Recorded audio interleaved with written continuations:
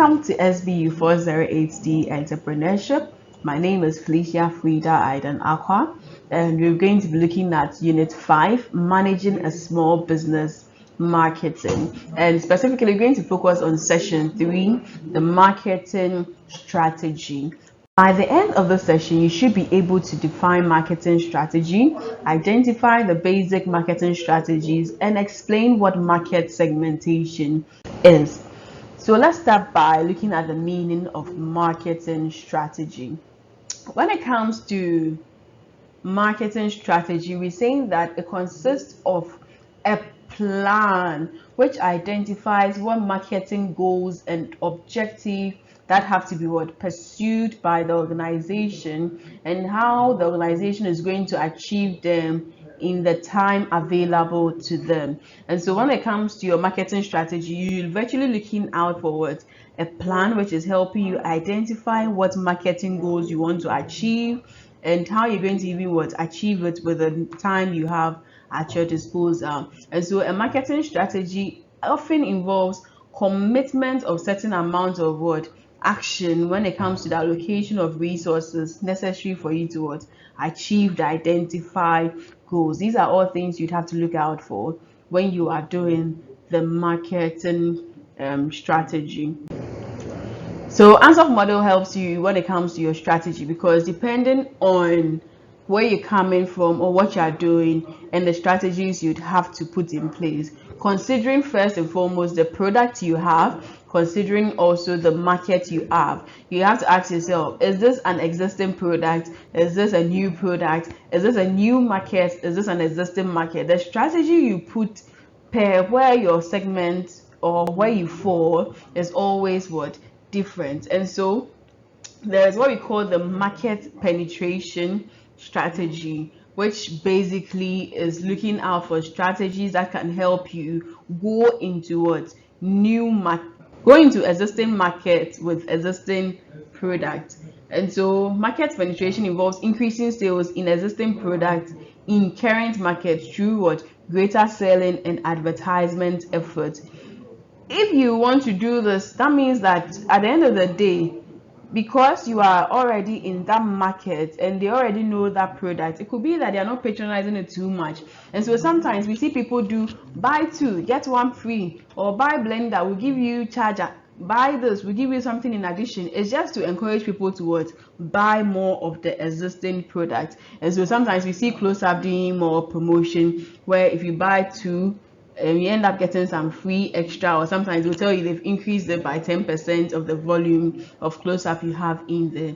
And so this is all what we call the market penetration strategy. So it's the existing product in existing market.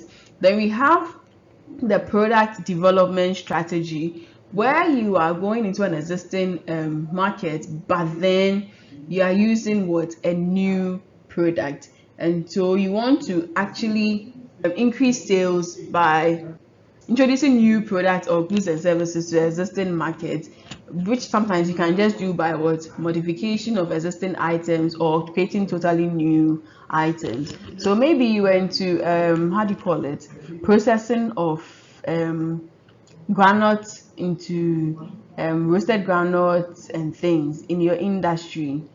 In that same market, you can still add new products to it. You can now go further that, okay, instead of just doing granules, I would rather do granule paste as well. That is a new product in your market. It's the existing market you are still serving, but then you've introduced something which is still a little upgradation. Or sometimes you can even go and then do a cashew or other different product in there. So it is the same market you're operating, but then you are bringing new products to them. The strategy is always different. Then we can also have new markets with existing products. And so you have the products which you were selling in Cape Coast here. Now you want to sell your product on the internet for everybody in the whole world to be able to buy it, or you now want to sell your product in Accra. This is the same product you were selling, it's the same granule paste you were selling, but now you want to go into new markets. The strategies are going to be different. And we also have the diversification strategy where you are going into a total new market with total new products. So you're doing granite and all those ones and it's not going well, you can then change that. I'm not even going to do granite anymore. I'm going into the shoes industry. I'm going to sell shoes.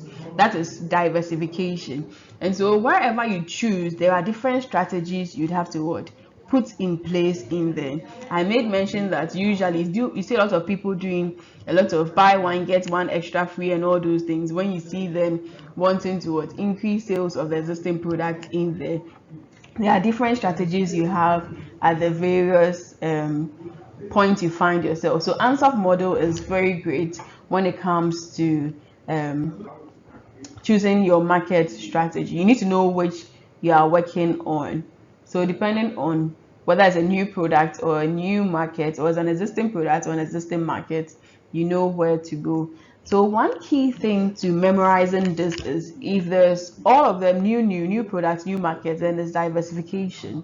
But wherever you have a new product in an existing market, then that is product development. If it's a new market but a different product or the existing product, then we're looking at what? Market development. So whenever you see development, you need to see that it is something which is new. It is either for the market or for a product. So if it's a new product in an existing market, that is product development.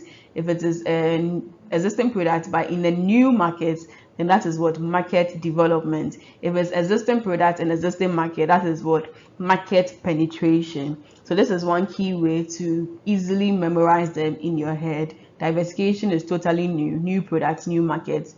The opposite is the market penetration, which is existing product, existing market.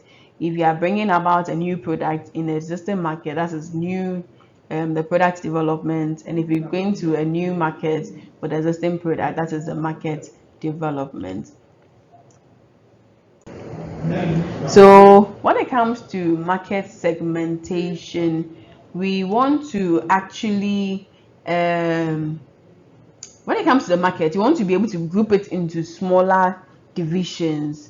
So even with citrus, we have pineapple. When it comes to citrus, we have orange, we have tangerine, we have lime, we have lemon. They are all what? Citrus, but then they are in what? Different segments, different homogeneous segments.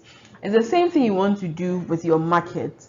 Yes, UCC is a very large market, but you can segment it even into what? The types of students. We have the regular stream, we have the sandwich, we have the distance stream. When it comes to the various segments, we even have different courses, different programs, different halls, different genders and all those ones. These are all ways you can what? Segment the market. And so how do you go about your market segmentation? One, you need to identify the characteristics of two or more segments.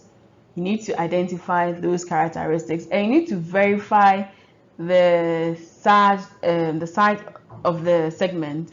So verify that the segments are large enough and have adequate purchasing power to generate the profits for the firm. It is not just about segregating and then picking a segment. That segment should be profitable and viable enough for you. It should be large enough. It shouldn't be just narrow or just a few people who just patronize you one time or two times and your business is done. That would be business failure. And you should be able to reach the market to be profitable. The segment must be what? Accessible. So there are some opportunities which are there, the segment is there, but you can't even enter inside the segment. There are a lot of barriers to it. So that one, there's no way you can make anything from it. And so yes, it's good to break your market into homogeneous segments where you can classify them or group them into various characteristics that are distinct from each other. Just like you have citrus, you have the orange, you have tangerine, we have lemon, we have lime. They are all in the citrus farm. You need to identify which one you want to work with. Whether you want lemons for lemonade, you just need to select that type and see whether it is large enough. The option you are taking, can you do a lot with it, or is just one thing you can do with it, and can you even enter into that market or not? These are things you'd have to look out for.